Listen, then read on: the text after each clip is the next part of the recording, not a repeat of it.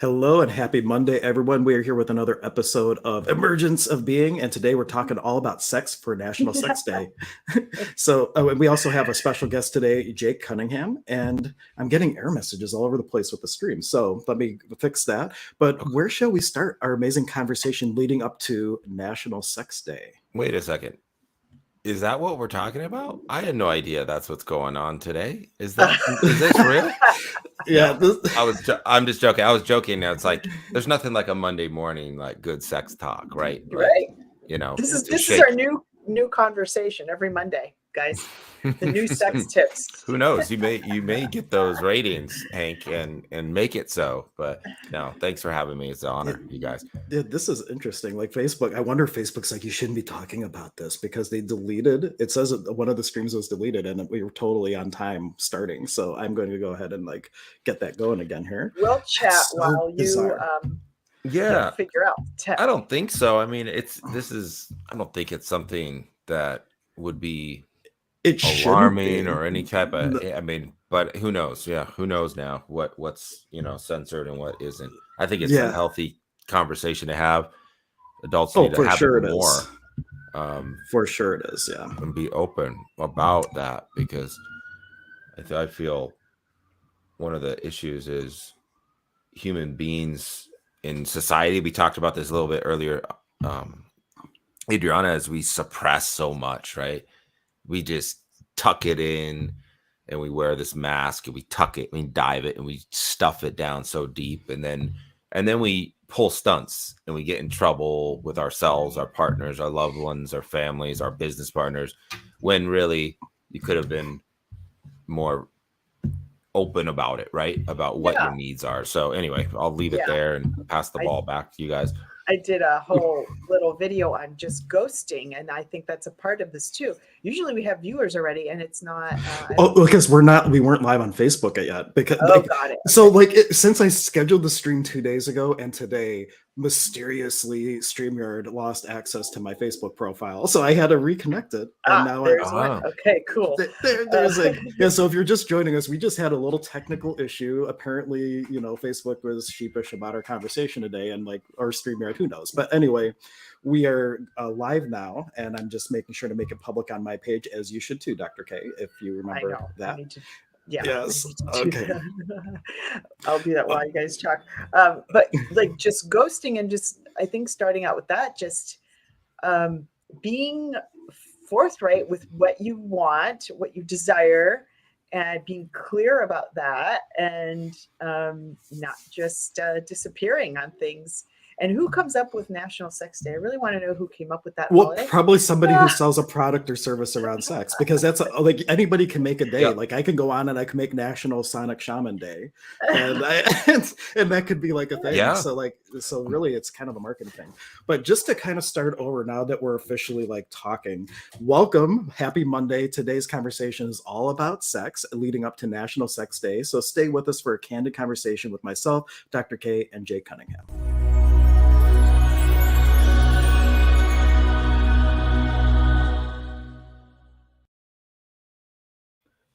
Awesome. So I'm so glad that Mercury went to direct, because who knows what would have happened if it was still in retrograde, right? But welcome, everyone. We welcome, especially today, your comments and questions, because this topic is so broad and it means so many different things to so many different people that your questions really could drive the conversation. So please, of course, ask your questions as we start to move through this amazing topic. Don't be shy. Don't be shy on this one, right? But yeah, it's going to be an interesting conversation. So maybe we should have a song to start, right? A song, you said? There's that. Let's start right? Yeah, if we play any of that, then we get flagged for copyright. Yeah, we will get flagged and our video gets taken down, so then no one will see the video. But welcome, everyone. Please do ask your questions and everything as we start to move into this topic. Yeah. But we picked this because on June 9th is National Sex Day. And what better way to start a conversation around sex leading up to that day to add more richness, hopefully, to your relationships and to your experience than to have a conversation about it. And this was Dr. K's idea, so I challenge Dr. K to really start this. Blame it on me. No, I consented to have the conversation too, but I think it was inspired by, I don't know how it got inspired, actually. I don't know. I thought it was your idea. We'll have to No, go back. I think we talked about we talked about the fact that it came up that June 9th is National Sex Day. I'm like, well, maybe we should bring Jake on and have another round of relationship conversations since it was such a hit. So well, I want to say something, you know, in the prelude when we were chatting, getting set up, you know, you brought something up, Dr. K, of, you know, and hey, defining what you want out of your sex life, like defining that, have clarity in that, because a lot of people I know may not have that clarity. So how can you get somewhere if you don't know what that looks like, what that feels like, what you want to go after?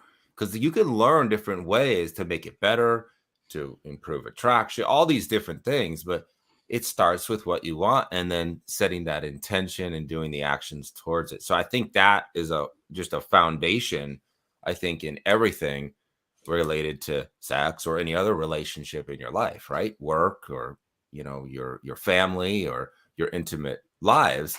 You have to know what you want to create. Yeah, totally. And making sure that you're coming from the same place, because there's some people that for sex, it's purely a physical thing. And there's other people, there's a term called demisexuals, and demisexuals must have an emotional connection with their partners and things. So like also, so if you have one person just looking for the physical and one person looking to get emotionally engaged, then right there, it's already like, there's not a meeting of the minds to get the same thing out of the experience. And so it's really important to have clear origin points when you're looking to get into a relationship with someone, especially if it's going to evolve into something sexual. Yeah. Aligning the map, you know, the map, the values, the standards, those things. And even if they're not, it doesn't mean that I think that's doomed. I don't think that's a relationship that can't get there. It's first being knowing thyself, right? Where are you on those spectrums? Is your partner that you've built this time and energy creating a relationship with communicating about that and being humble enough to work on those weaknesses so you can actually be that for the other person too. So it's not like you're doomed and you have to go from one relationship to the next, to the next, to the next, searching for someone exactly like you. Because no, I don't think that's a reality. And sometimes even if there was somebody exactly like you, like from a spiritual perspective, we're all here for the experience and for contrast. So oftentimes you are not necessarily looking for attracting the partner that's just like you. You're looking to attract a partner that has the contrast that's going to allow you to evolve more as a spiritual being. Because at the end of the day, there is a huge spiritual component to sex and intimacy, and a lot of relationships are lacking that spiritual component, and that if you can bring that part in, it could add a ton more richness to the experience and to the relationship dynamic. So a big thing that's coming through for me though is to talk about boredom. I think that's a common thing that happens. You're bored with it's great in the beginning, right? You meet somebody, it's like, oh, and then as time goes, especially if you have kids and that sort of thing, you guys can relate to that more than I, but boredom, people go and seek out different things, I think, because their partner's no longer providing what they desire, or there's arguments, or the boredom. Yeah. And that goes, I don't know if the viewers want to spend your time watching this previous one I did with the group, with the leaders here, with Hank, but we talked about how to prevent that boredom, how to recognize it, but it goes back to being conscious. And can the individuals be conscious and aware of where they are and identify, gosh, you know what? This is really boring. Are you bored too? You know, and having that. And a lot of times I don't think that unfolds. And so we search outside instead of working together. But no, I do want to share that review because I think it's something tangible for everybody that they can identify with for preventing that boredom, so they can keep it hot, keep it, you know, exciting. It can't always be that. You know, I know that the phase of life I'm in, it's work. I'm happily married, 2 boys, coach baseball, run my own business. I'm stressed. The stress and energy. I mean, and stress is something huge. I know, Dr. K, I know you both work with stress reduction, helping people using energetic medicine, reducing stress. When you're stressed, you're not really, there's not space to connect on that higher level, really. Totally. Because you're grounded in this fight or flight survival mode, right? The bills, the financial stress, school and work and the kids and all this stuff, you have to get out of that. And that, Hank, you brought up a really good point. When you're connected spiritually, whether you're in prayer, you're doing something that connects at that level, that root base fight or flight response survival stuff, you're not living in that. You're on the higher level, and you're able to connect at that level. So yeah, stress is a big one. I think for men, maybe, I don't know if it's maybe more men than women, but when you're really stressed, you turn inward and you do stuff alone. We're just going to put it that way, versus feeling the pressure of your partner. So it's kind of like a self-fulfillment thing, because you don't want the pressure of your partner for performance. You're already so pressured by work, etc., or you lose your sex drive completely or minimally, because you're too worried about what's going on. And so those kinds of things to clear and create or you turn sideways to something else completely, again, because you're either, number one, bored with your partner, or you feel pressured to perform a certain way, and you're already, or number three, you're so tired that you just don't even have it. Right. So, right. Just to acknowledge a comment, we have Robert just saying, yes, boredom is real, just to kind of it is to validate what we're talking about. And part of that is when you get into a relationship, and this is something that happens with a lot of folk, they're looking at what, like, the honeymoon phase, like you said, it's really intense at first. Yeah. And they look at what the relationship was versus what the relationship is becoming, because it is a living, breathing dynamic. And if you don't acknowledge that it's changing, then and evolving and things, and you're trying to hold on to what it was at the beginning, then you're kind of you're just like, you can what's the word I was looking, fragment yourself, like with anything, you're fragmenting the relationship then, and not allowing it to be in the moment and to evolve in what it could be becoming, which can be grander and greater, but we're too focused on the past and what it was. So that's like a huge thing with that dynamic to keep in mind. Yeah, I know.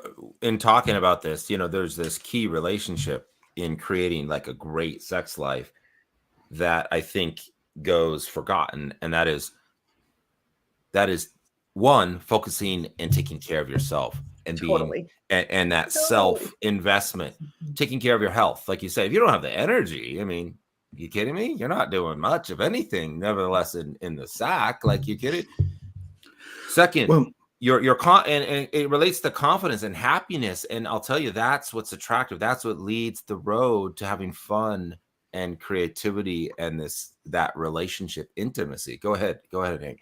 Oh, no, the thought I had, and we can swing back to it later, is like on Maslow's hierarchy of needs is what I was thinking. Sex can fit on a lot of those different rungs. So like, if you think of it kind of like an elevator, like you could have sex, the experience on a lot of different levels, but if you're stressed or you're not having some needs met, it kind of caps the experience that you can have, and doesn't allow you to kind of evolve into where sex could be a self-actualizing thing, and could become a huge spiritual component with energy and creation and manifestation and that type of thing, because it can actually be a tool to manifest things in your life. And that might be a more advanced discussion for another day, like when you look at the Egyptian Ankh and how to use the energy as you reach the top of the mountain and things to like create out in the outer world, because all that energy potency can be funneled into something creatively that you're looking to manifest in your experience that isn't necessarily sex related. Yeah. That's another level of, consciousness that I think people can move into. And there's a lot of healing in it too, that energy. But you almost have to be healed enough to even tap in and get there, to tap into that healing energy, right? I don't know if that makes sense, but it absolutely does. Especially for people who had any sort of sexual abuse in childhood or anything. They may be experiencing sex and it might be triggering shadow material, and if that is not looked at, it could just kind of wipe out like the sex life and things of that nature. So like it's really important for both partners to have a recognition that, as things might come up, for like to take a look at, hey, what's coming up for you? And like, there may be a component that needs to be looked at outside of the bedroom then, in terms of healing work that might be triggered by the bedroom experience, or what they're craving in the bedroom and things, because you tend to eroticize what your traumas are. And so like different things that might be coming up that are a craving for someone. if you look at that, is this like something that's coming up and it's a shadow thing that really needs to be looked at? Or is it just a true, like, hey, I like this, but you might want to look at that because it might be something triggering that needs to come up to be healed. And once it's healed, then it could just become a preference. Exactly. Yeah. And that's the stereotype of that is the, traumatic young woman out there searching for the void. Sex is just searching for the love, not making that bond. When you heal thyself and you are coming from a place of where almost you don't crave it, need it, and are searching for it, that's actually when things unfold. That's when it happens. And when it happens and you're in the rhythm of life and there's nothing greater. There's nothing greater. It's like just this amazing time you get to share with your loved one, with your intimate partner. That is really just, I feel, one of the most special things that the Creator has given us is this ability to connect on that level. And it's nothing to shy from. I mean, it is still taboo to talk about, right? I mean, we were just talking about earlier, did Facebook ban this, right? Before we even got started. Well, it's not. I mean, it could have been just a technology thing because it was just weird. And like, what are the chances that within 2 days the software just decides not to like jive? So, or maybe somebody was resistant to hearing about this. You never know. You never know. And that's something too. You brought up so important though, with your partner or partner who, whatever your lifestyle is, that's something personally. And I'll show you I'm a very kind of more traditional guy. I'm happily married. I want that marriage to be, I want to go for the long haul, right? That's my choice. That's my commitment. I got 2 young boys. I want to be a pillar, show how much I love their mom. That's it. That's my story. That's what I want. I'm clear on that. If you have a different lifestyle, that's perfectly fine. But getting clarity on what you want out of that relationship is super, super important to create and manifest healthy life, healthy sex life, healthy well-being, and everything else. Part of this, I just want to share, goes into, and you touched on it, that honeymoon phase, that romantic, where all those endorphins and those hormones are flowing. That's created in our biology for a reason. That when you meet someone you're attracted to and you have the butterflies, no matter what they say, it doesn't matter. Like it's like you laugh at their jokes and they're not really fun. It doesn't matter. You're in awe and you're in that honeymoon special phase. Well, I think biology's created that for a reason, right? To have you connect, procreate, and so on. Well, there's other elements of attraction that are built in from back in the day when we were hunter-gatherers, and there's this level of attraction. And this is specifically, I just want to go through this real quick for the men. This is some secrets and tips that I've used to help keep that flame lit, which leads to, of course, better sex, but greater relationship as whole. If that's something you're looking for. If you're looking for just paying for that, well, that you can do that too. I'm not judging you for that. This is about long-term relationship. That's my choice. Or using this to define a relationship that, say, you had a relationship with, and you need to create that healthy boundary. You need to create that healthy saying this, and that standard of a relationship that maybe was intimate, but now you need to move past an ex-wife, an ex-girlfriend, a coworker you had a relationship with. So this is really my little archetype totem pole of how you can define your relationship. In my case, it's to create and identify and keep the relationship hot with my wife so we can have fun and we can thrive, even through a stressful yet positive stressful time that we're in right now. Business building, family building, all these other things. So on the lowest level, if you were to imagine like a totem pole, there's the lowest level of attraction to the highest. The highest is direct relationship with self-belief, confidence too. Lowest confidence level, someone's not happy with themselves. They don't treat themselves right. They don't respect themselves. That's really going to be the lowest attraction to your partner, by the way. So if you abuse yourself, if you lie to yourself, you lie to them, and you're not trusted, sorry, you're good luck. You're not going to find the success in the bed very easily. Next level is best friend. Okay, Mr. Nice Guy. You fall into that. We fall into that all the time as husbands and as partners. We become only the emotional support for the person. That's it. We never go beyond that. We're categories. We're pinned as best friend mode. And like when you like somebody and they say, "Oh, I just love you. You're like my best friend." Yeah. I cringe. And so, and Lisa would laugh. Every time I see happy birthday, anniversary, all these things on social media. Oh my gosh, I married my best friend. I cringe. Right? I cringe. And like, obviously I know what they mean. And it's not, hear me out though. It's not that those are wrong or bad, but just let me tell the full story and you'll see that there's a time and place for that. That's a very important part of a relationship. But if you get stuck in that, or if you identify you are stuck in that, you need to make a shift. You can consciously choose. You can consciously act different and perform different to be able to raise the attraction level. It's harder to go up the scale than it is down. Remember that. So coming into a new relationship, you want to step in with this full confidence. So next on the totem pole is long-term relationship guy. This is someone who's, hey, he can work hard. He's dedicated to his craft, his career. He provides. He's someone I'd love to bring home and introduce to mom and dad because he's reliable. He's going to pick Johnny up from school. Yeah, he's a little boring. Yeah, maybe not super physically attracted to him. But you know what? He is going to be there. I know he's going to be a great husband, a great whatever it is, right? Long-term relationship guy. Very important, though. That's up from stuck in best friend zone, long-term relationship. That's where a lot of relationships sit and die in that, right? I ask a lot of my friends, people who've gone through divorce. I like to ask, hey, so if you don't mind, just what, in a nutshell, what happened? Oh, well, we moved in different directions. They grew apart. And partly because someone took their career and that was their marriage now.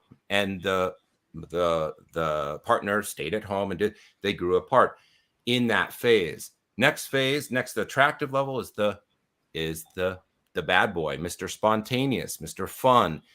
He's so confident. He doesn't need you. He has so much swag that sometimes it's reckless, but that's exciting. He's spontaneous. He'll take you out and not tell you where you're going. He'll book, vacation stuff. That is based upon, I think why that's so attractive. This is my own concepts, guys. Like, please take this with the words of grain of salt. I am not a social worker. I'm not a marriage therapist. I'm not a sex therapist. No, I am a simple guy who's friends with these two amazing people that invite me to come on and talk about my own stuff. Oh, but one good thing to note, though, this whole construct that you're talking about, we actually had someone comment on a YouTube, our last relationship series saying, where did this come from? And it's like, it's Jake's own material, because a lot of people really resonated with the way that you develop these constructs and what type of person you are in the relationship. And if anybody's interested in seeing a much broader discussion on these labels, I put a link to the playlist with the other episodes of Jake in the comments, so you can check those out and watch, because he went way more in depth in the relationship series than what we're going over now. So just throwing that out there. No, thank you, Hank. And I'll simplify this really. But why this mattered for me, why I even thought about this was, you know how much time I wasted on, of my time and others. And it's not so much about time. We learn from these experiences. But you know how many heartbreaks that I caused, that mine was, and how many misaligned expectations and relationships around in work environment stuff. So this is really simple for the male brain to get. And there's also a mirror for the women that we can touch on later. But so next is the bad boy, Mr. Confident. He's the rock star, the athlete, he's got swag. Gosh, and he doesn't actually need anybody that attractive. And I think that's attractive because he's the one who's going to go out fearlessly and get the bear and bring that back to the village. So there's this innate, go ahead. I'm just hoping that sound healers can fit into that rock star part, because I'm not an athlete. I'm not like a musician, but I play these big crystal balls. So I hope I can. No, the bad boy of the crystal balls. But here it is. It's a part of that isn't just that. Those are stereotypes. Those are like stereotypes, but to help people identify with it. It's really a self-confidence. It's a confidence thing in what they do, and they do what they want, and in life, right? They're chasing their dreams. They're out there. That is a higher risk of a relationship for someone who's looking. He may not pick Johnny up from soccer because he's out playing his sound bowls for or you know what I mean? Yeah. So anyway, it's just an archetype. And next is the one where men can step into. The guys, this is where you need to think about every time you come home from work. You come in, you wipe the day off, you come in and you smile and you're happy. You're present and you're confident, and you have a choice. You have the power to decide which role you need to be when. It's not about just avoiding all those, being bad boy all the time. No, because that'll be fun for a weekend, but then your family might leave you after a week or a month or two, you know, and that happens all the time. You have these midlife crisis, these guys who, you know, think they need to live vicariously. So when they don't realize they can actually create that again with their wife or their significant other or whoever they want. So the top is this Mr. Right, Knight in Shining Armor, whatever you want to call it. Still need a name for it. Maybe someday I'll come up. But that person is just the aware, confident individual who can identify when they're stuck in a rut, when they've been working for a month straight and they haven't given the time to show up and be the best friend, or spontaneous, where they can say, listen, and I use this example all the time for, like, you know, simple little guys like me, like Mary. It doesn't have to be, hey, we're selling the house and I'm buying a Ferrari and we're gonna leave the kids and we're gonna go to Italy. And no, it's, hey, I'm taking you out on Friday. I want you to wear something sexy and hot. And I'm getting childcare taken care of. Your parents are already set up to watch them. Okay, I'm not telling you where we're going. What do you mean we're not to what? I don't know what to wear. Like, that's all it takes. That's it. It just takes that awareness and action to do that. Also, if you are stuck in best friend mode, and this happens a lot when men don't have a purpose, when they don't have their purpose in life, right? Which is not bad boy confidence, right? I'm building my career or I'm chasing a dream, or when this happens a lot when men have to actually stay home. And I'm all for that. I'm a very hands-on dad. But when a man doesn't have a purpose outside of, say, just the childcare and stuff, you get this, and that eventually will lose attraction in my book, in Jake's book. Totally agree. Yeah, when men don't have a purpose, they don't have a drive, and it's just day to day. I'm just taking care of the kids. I'm just your best friend. It's just. It's subconscious. This is something I think that's built in on a very deep DNA level for the female of what they're attracted to. And again, you guys, this all leads to sex and more. And it doesn't all lead to that, but if that's like part of that, being there emotionally when you need to, learning how to handle business and say, hey, babe, I'm gonna miss this weekend's graduation party for your cousin because I've got a big deal I've got to work on. I love you. Is that okay? Well, I'm bummed. I wanted you. I'm sorry, but I'm going to be there all next week for you. I have to handle business. That is sexy. That's going to honor more respect and gain more respect than, you're right, I'm going to just throw my dreams out the window, bend over for you and rub your feet every night and massage you every night, bring you flowers every day, cook dinner, wipe the kids' butts, and do everything. And do you think that's like that doesn't, it's not going to hold the attraction? I'm talking about sexual attraction here, guys. So anyway, those are the archetypes. Take from what that you will, but I think it's served me very well to identify, again, one, awareness, consciousness, right? You first have to know what you want. If you want to be a bachelor and you want to go out and date and identify and meet people with the same map, that's fine. Make that clear. But don't stay married.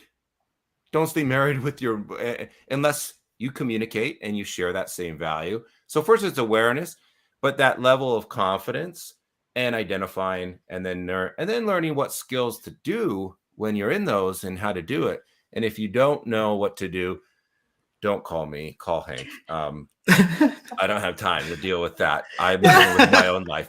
But anyway, you guys, I wanted to share that, some of the review, because that to me has really led to when I'm feeling a lack and I need a connection with my wife. Yeah. And I'm stuck in this zone. It doesn't happen overnight. It's not just a hey, tomorrow night is our night. Are you ready? Well, right, plan it. That's tomorrow night. Are you ready? I'm going to give you a back rub. We're going to do this. Are you good? She's like, well, wait a second. You've been my best friend for the last month, or you've been working. Maybe let's have a date night first. Okay. And you get to like play with it and use it. So for what that's worth, you guys, I'll send you the bill later. And And one thing I want to speak to with that, when you mentioned like if you wanted to be the Bachelor or whatever, Neil Donald Walsh, who wrote the books Conversations with God, he had like a 16-year marriage. And then as he was writing the books, he was talking about like as things were being channeled, like relationships, love should be free and all these things. And he had a candid conversation with his wife, Nancy, at the time about that. And then he was traveling, sometimes having Nancy, sometimes having a partner, which he called Em, and was like amazing poet and everything. But the way that he wrote the book, it's like you can even have a conversation with a partner of 16 years if your needs change, and it's possible to evolve through that. And I bring that up because I just looked up the statistics. The average divorce in the United States is like 50%. It is. Overall, like 50% of marriages fail, and then the second marriage, it's even higher. It's like 70%. Like if you weren't happy in a marriage the first time, maybe the second time is not going to be so grand either. And I think that part of that is that honest clarification of what do you really require. Yeah. And well said. Important. Well said. Yeah. I think society's moving along very quickly. Society creates a lot of rules and regulations, and when we need to fall out of those rules and regulations, and this is a naughty talk, so we shouldn't be talking about this anyway, then it creates, people want to push the boundaries and they get boredom and they just don't. So all this has evolved, and it's problematic. And I think the tension that's going on in society too, guys, like really work on yourselves. I know that's like cheesy, but if you really want a good relationship, you really have to get in touch with yourselves. And I know guys that want to hear that, like, we're not going to go in touch with our They do feelings. not want to look in the mirror at all. But that's changing too. There's more men coming to me now than ever before. And I used to be, when I took Reiki, I was the only guy in the entire class. And now when I see classes, there's a trickling, but there's a lot more men starting to get in touch with that side of themselves. So I believe even that is evolving, which is really just a breath of fresh air to see.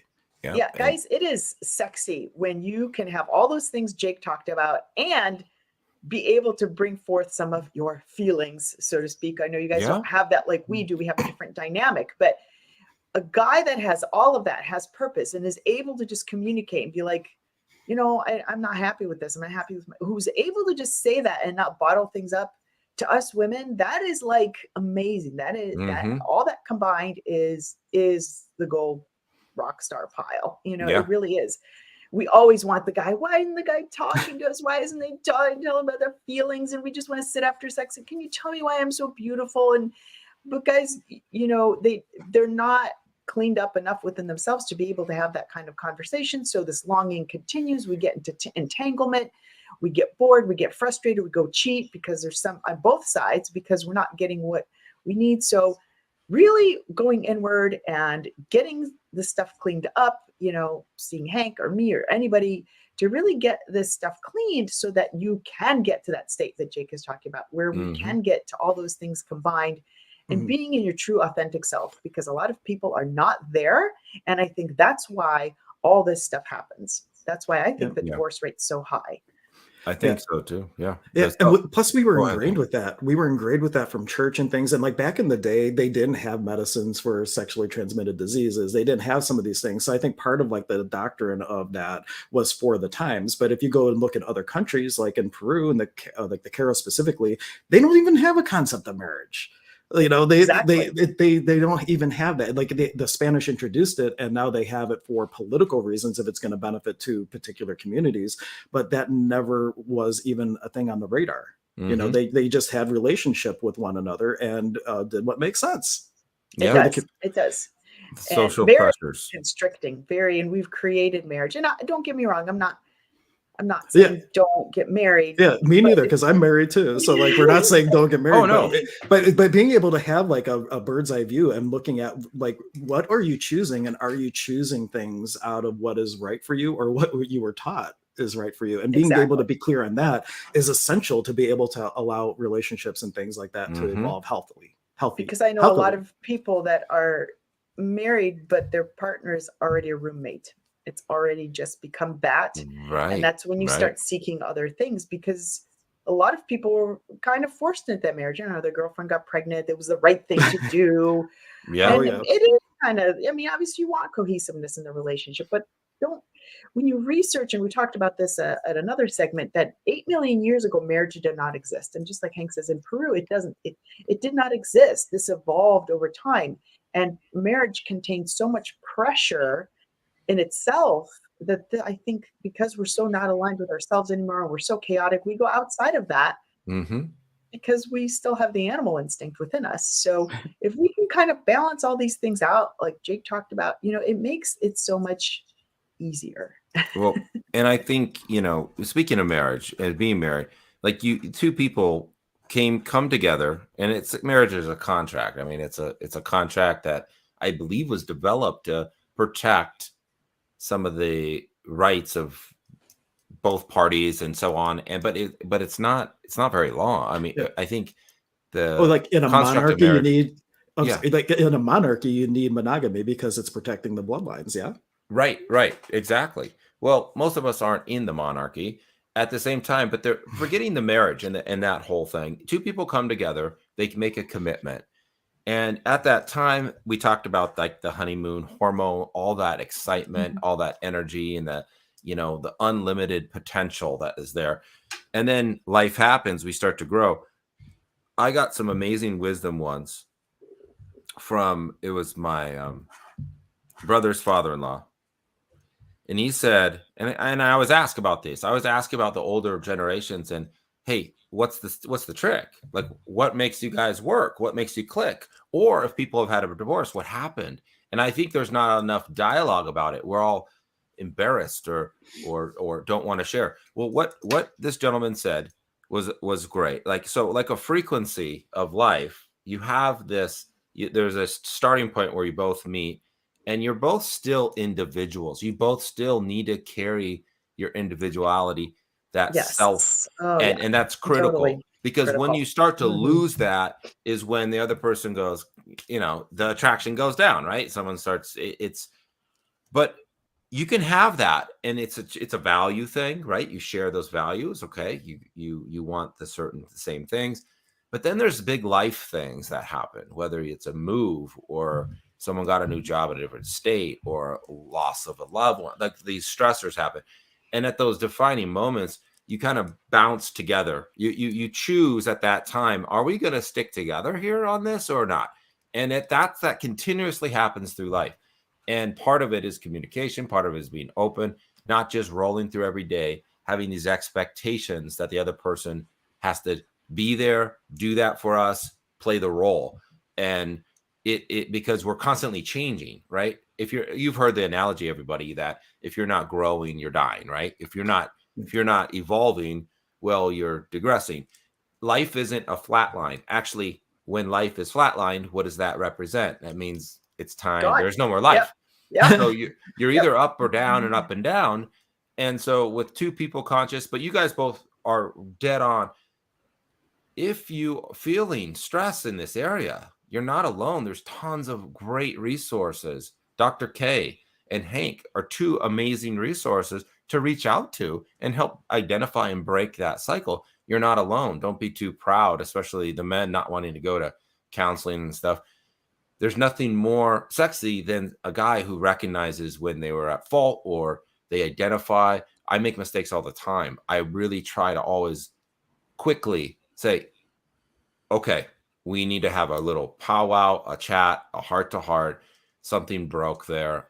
This is what I did wrong. This is why when you did this, it made me feel this way. That's an old trick, you guys. When you did this, it made me feel like this. Next time, let's do it this way. Fair enough. Like when you identifying that is huge. So working on yourself. The point is working on yourself is something that has to happen, whether Absolutely. to unfold and create a relationship for which you can then have that healthy life, that fun and that excitement, including sex, which I think is just a important part. So anyway, but the self-work is critical, you guys. That to me is one of the most attractive things ever. Right. And even when a woman's working on themselves, whether it's physically and emotionally, studying and building herself, like, oh my gosh, talk about attractive. And even if you're not in a relationship and you're looking to be in a relationship, working on yourself, there's like the whole like attracts like type of thing. The vibration that you are at is kind of like what pulls certain people and experiences to you. So if you want to elevate, like if you're always meeting and, dating Mr. or Mrs. Wrong, perhaps doing some shadow work and inner reflection is going to elevate you so that you're now attracting on the self-actualization level just versus just the physical needs level and that type of thing. Mm-hmm. It's so common. I see it all the time. People get divorced and they go on to that next person, and then they go on to the next person, and it's the same person with a different face. Do you want to go through another divorce? Do you really? So it's like maybe you're better off really just being alone. There's no, I don't know. There's some. But we were taught that that's a wrongness. You have to do the thing they call graduate from high school, go to college, get married, have the house, have the kids, and then realize that none of that really. And Dr. He is a business professor at Baldwin Wallace. He Param, I forget I can't pronounce his last name anyway, so it doesn't matter. I don't remember it. But he does this whole series on why life sucks. The global voyage to overcome the misery of everyday living, and he gives us one, but it's all esoterically based on the works of Osho. So like you go in with this title, and he's really going for the people that really think life sucks. He's not going for the people that have a different awareness around that. And he has a whole specialty deep dive into relationships, and he paints this picture that John and Sue get together, and when John and Sue get together, there are certain things, and then they marry and they have kids, and everything becomes about the kids, and they forget about the relationship, and then they drift. And by the time the kids leave the house, they look at each other and they have no idea who the other person is, but they're left there to either rediscover that and allow it to evolve, or say, I can't work with what is here now. I want what was, which will never be. And then they split, which I'll talk to the divorce rate again. And I'll put in the comments a link to his YouTube channel. He has a lot of material. If you want to take a deeper dive into that, I'll post the link here in a moment. Yeah, that's just all of this is just so key. It's this could be a 3-hour long conversation because we've got. Well, we could have 3 1-hour long conversations. But it's we all want that amazing sex, right? We all want that stuff for it to happen that same way each time. And there's a book that I'm reading, although I'm not done with it yet, like The Keys to Happiness. And it's on this topic of discussing what happens when you're with a partner and the sex just isn't good anymore. It's not in that honeymoon phase anymore. What do you do at that point in time? Well, I think, first of all, we don't communicate a lot about that. Like, what do you really want? Like down to the nitty dirty details of what you want. If you're not specifying that, you're expecting that other person to kind of already know. You're expecting it to be the way it was. Well, the past is gone. So you have to find different ways of recreating something or being more spontaneous and not feeling like, well, it has to be done every single week and twice a week. And then it gets boring because it's just not exciting anymore. It's like it's scheduled, and nothing is fun when it's scheduled. So right. A key on that, like a tangible like skill that I have a hard time doing, and that I'll share and be candid about, is what leads to my connection with my wife is making the time to be close without just going right intimate. I can get right intimate immediately. Like I'm engineered that way. Maybe most men are, maybe you are, maybe you're not. But what I found is when I just get to bed on time and I'm laying there, guess what happens more? When I find time to sit and watch a show and connect and cuddle.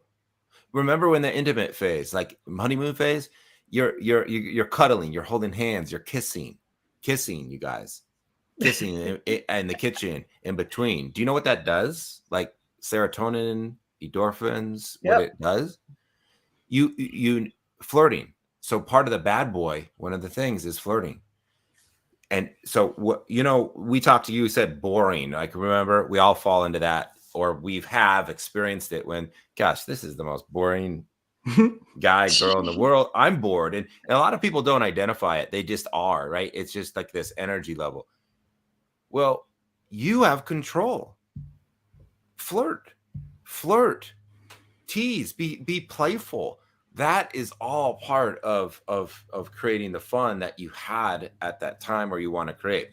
And if you want to be alone, then you have to state that too, right? You have to be clear. You have to be clear. I need time. You need time alone. Well, in that time alone, that's where it's important to have your own passions, your own hobbies, and your own things. So, you know, but the dance, it's a dance. And the dance of finding time where it's not just intimate, full-blown intimate going at it, but the time of spending in the same close vicinity where you're flirting, massage, touch, without the sexual, that's going to all lead to it. It's all going to lead to it, because that's, I feel, in our relationship, and I can only speak for mine, that is really healthy. That's also what gets neglected when I'm super busy, or I want to unwind at night where I need my space. But that's the time where I can just lay and be close to my wife. Yet I need also that time where I want to zone out, watch a game, watch a show, look at my social media stuff. So it's all decisions, right? It's all choices throughout the day. But being close, you guys, that's something you can do without the full blown going at it, being close, flirting, and having fun like that. So anyway, just a tip you guys can all run with.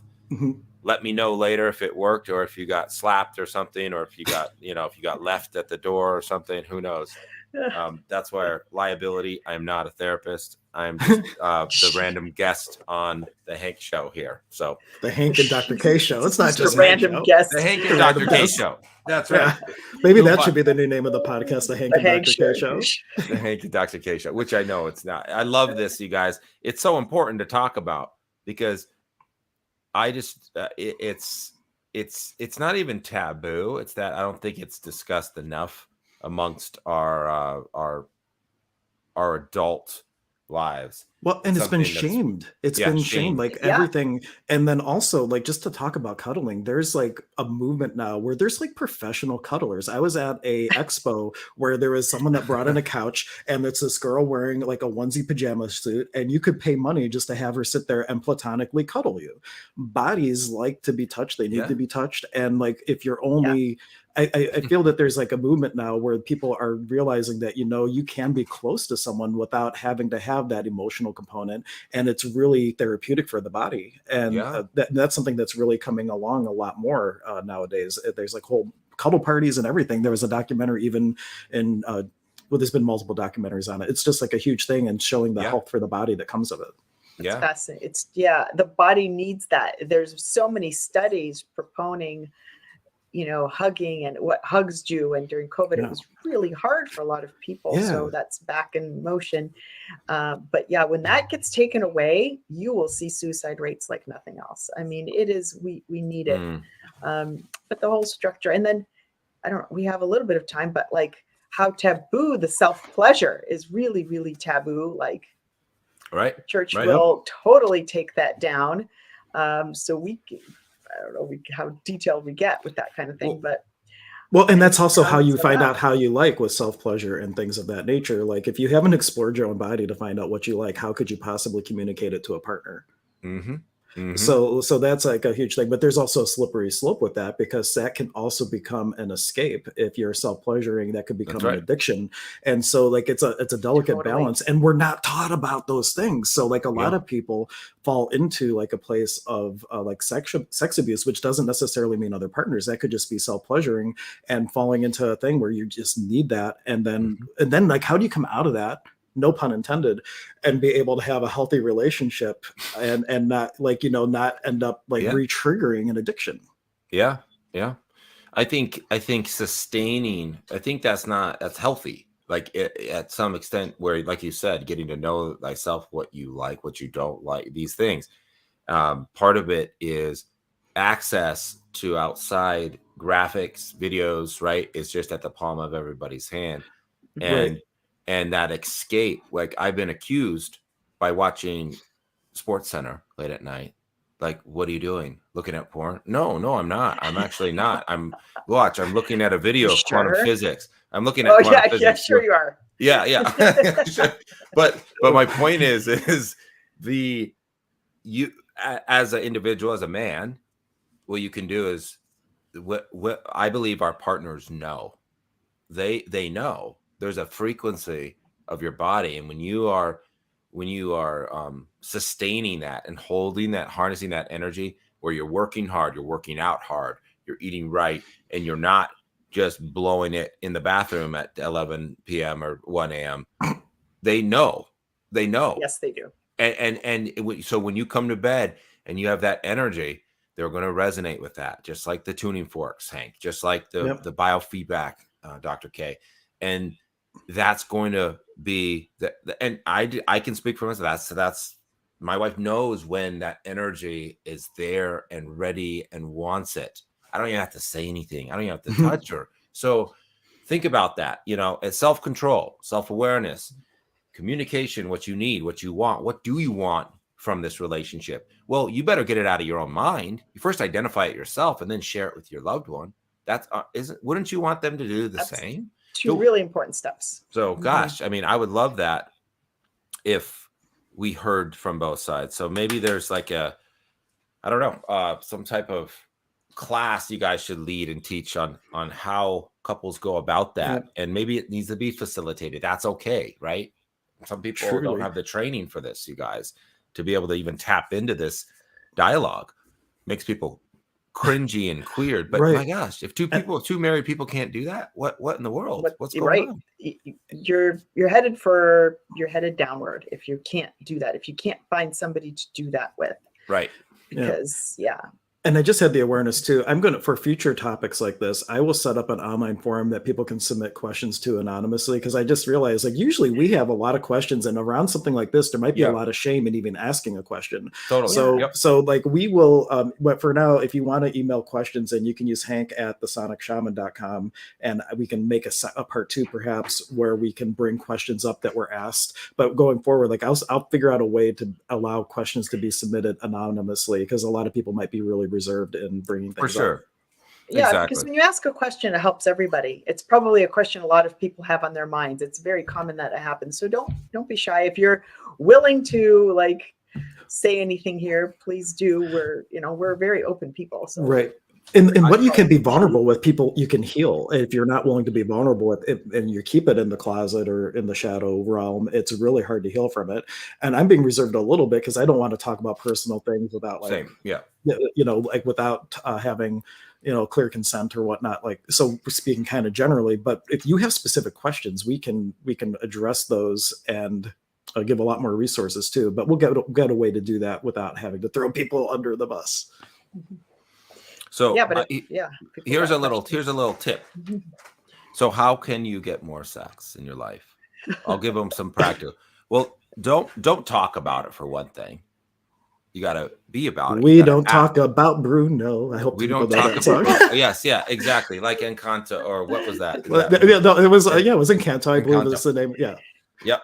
Oh gosh, don't bring that song out. It'll get stuck in my head. It's too late. But you guys, act on some of these things that show how attractive you are. You have to create this by actions. Stretch your stuff, right? Stretch your stuff. And if you don't got stuff to stretch, then you got to make some up. You'll find the whole of glory if you focus on your stuff. You'll find you'll create that if you focus on how you react to things. And something too, we talked about, you mentioned something really important, is the vulnerable man. It is masculine to be able to be vulnerable, you guys. And that it's also not toxic masculine either, for being an alpha and wanting to play and want your partner. But we've been taught differently. We've been taught oh no, you can't go up and aggressively hug your wife and kiss her. No, that's a masculine he just wants to abuse us and perish. No, that's not right.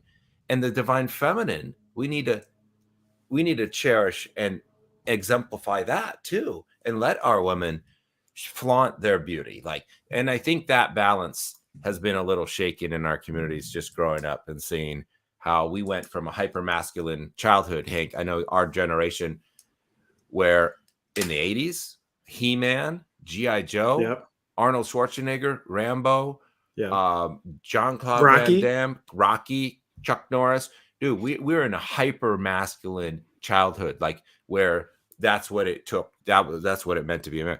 Well, there's truth to that. That's part of the masculine, but part of it too is being able to identify when you need to be an emotional support system to your loved ones, your children, your wife, your girlfriends, your coworkers and things. So, or even your friends.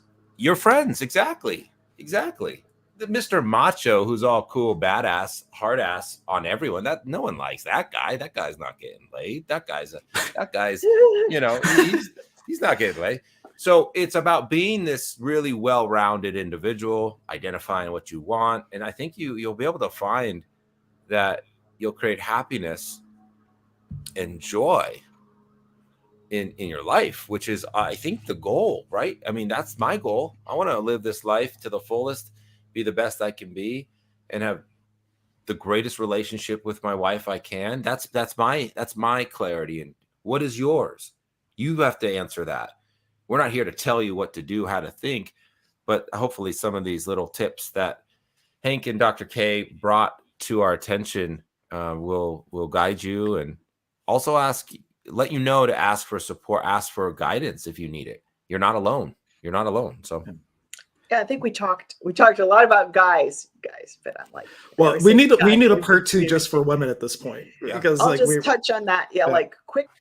There's a lot of inadequacy that I see in women. Like, we don't feel we're attractive enough, so we get fake boobs and we get all this stuff because it's really all internal work. Yeah. And not anything against that. If you do that for yourself, that's a totally different story. But really ask yourself before you change your hair and do that for yourself, not because you feel that you need to be something to a man. And I'm not saying let yourself go and wear sweatpants all day long and who cares how you look.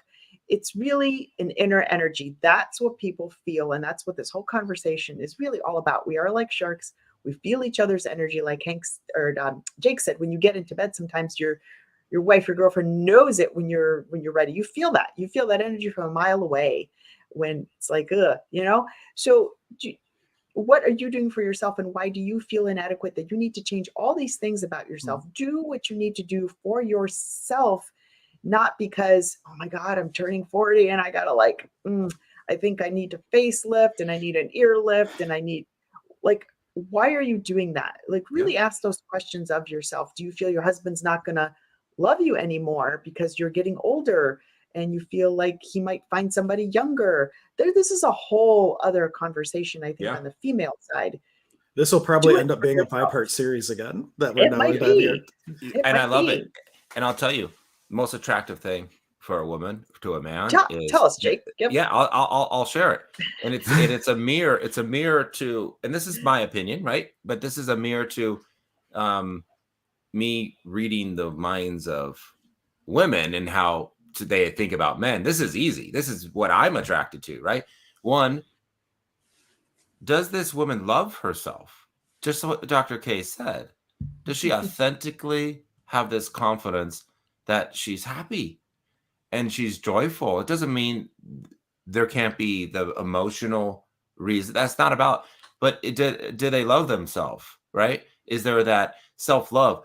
Are they someone who can hold my emotional shit sometimes, right? And deal with that when I'm fussy and stuff. And can they just say, settle down, chill out, right? The emotional care, which also there's I read this amazing article. I'll have to look it up and share it with you, Hank, about, men are looking for women to hold their emotional stuff and hold that baggage. But also, are they driven?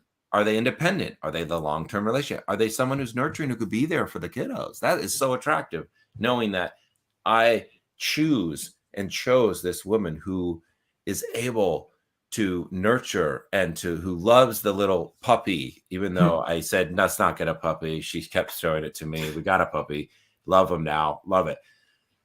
And then also someone who can have fun and sexy and be spontaneous and isn't the boring dud who just wants to worry about the kids all day. And that's all that matters. The kids are the world. You can go to hell. You just donated your sperm. And so someone who can say, damn, I want to, and someone who's independent. I'm going out with the girls on Thursday, honey. Where are you going? I don't know, but it's none of your business. I'm going out to party. Whoa, what the hell?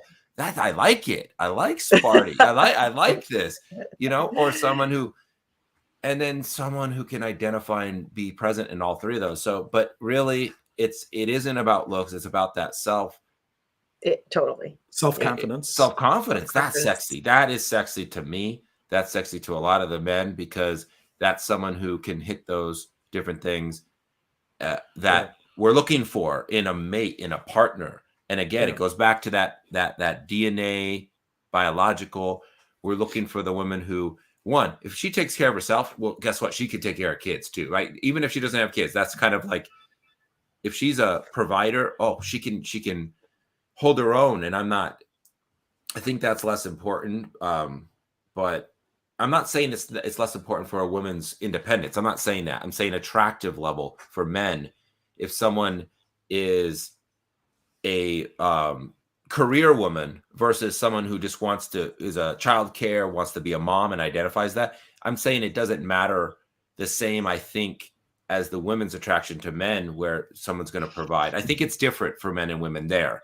But no, that's a whole nother topic. I don't know at all. We should get a lot of feedback from people and see what topics they really want to talk about. And I would love to have people chime in too and say, that'd be great. You're full of shit, pal. But I've been talking about this for 10 years. I've been talking to Dr. K. We've known each other for a long time, and Hank, and there's really some simplicity to it. And I try to keep things simple, especially for our pea-brain guys. You guys, it's really clear if you're stuck in one of these, and you have the power to make a decision of what you do to get out of it or to move it and keep it spontaneous and fun. Mm-hmm. And that leads to greater sex. It just does. Yeah. So you don't have to try, but it's not something that just happens overnight unless you go down and you pay for it. Yeah. Right? Yeah. which I'm not about, and I don't judge you if you are, but that's totally different. You don't have to, you could be a jack of you can just be a jack and do that. Right. So Hank, I'll zip it here, but I'm so grateful for you guys for bringing these topics up. I love your show. You guys bring up the most interesting conversations that I think people need to hear and people need to tune into. So, and I'm sure we'll have a part 2. We'll just connect with Jake after we're done here and see when that might be, because we didn't talk a lot about the women's side. We recapped it a little bit, but just a final comment on one of the things you brought up, like the excitement of the independence of your partner, like going out and just having a girls' night or things. If that scares you, that is a thing to look at. Like, where are you feeling insecure and things of that nature? Because like that is an exciting thing for me when they're like going out and I don't know where they're going, don't know what they're out and it's like midnight and they're not home yet. It's like, whoa, what's going on? Exactly. So, like, for me personally, that is like an exciting thing because they're being independent and taking care of themselves and doing what is healthy for them when they're having the girls' night out. Absolutely. And it's good to have that little vulnerability. Feel that in a relationship. It actually brings the attraction closer, right? So when Lisa has some social things and she's out and about, guess where that attention goes to when she comes back, right? Mm-hmm. I find that as long as I hold my cool and I'm like, where were you? And there's, that can diminish it all. Where were you? Why didn't you call me? And why didn't you show up when you said you did? No. Try to contain that, gentlemen and ladies. That doesn't help anything. You give someone a pass to go have fun, and then you're just a thorn in their side, a little jealous weed and weasel. That's not attractive. But there is an element of like concern though too. Like one example, Anya went to Anya's my wife, to speak her.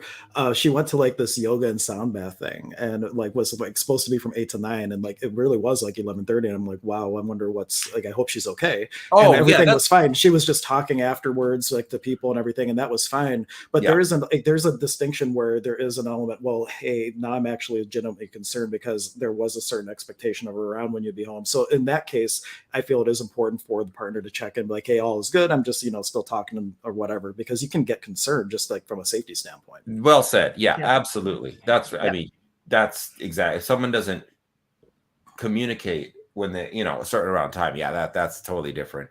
I mean, Anya goes out, and 10 minutes into her what you doing? like, what you doing? How's the party? Who's there? What's going on? It's like, silence them, and that's when you put the phone on do not disturb. Sorry, I'm gonna read this later, then yell at you for like being up in my shit. That's a totally. But, you don't want to. You want to be the hovercraft. You bring up a great point. You bring up a great point, Hank. Is that communication? Hey, babe, gonna stay out a little longer. We're chatting, having a great time. Love you. See you later. Oh, great.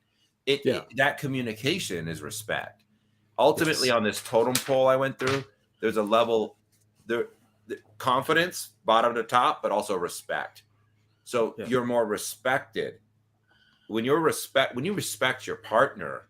There's so much more freedom to be authentic and to grow together and to stuff.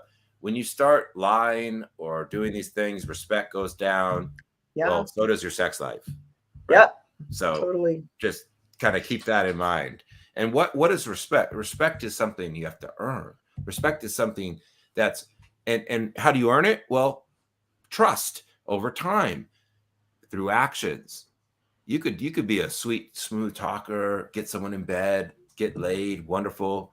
If you aren't honest from that point forth, is that going to last? No.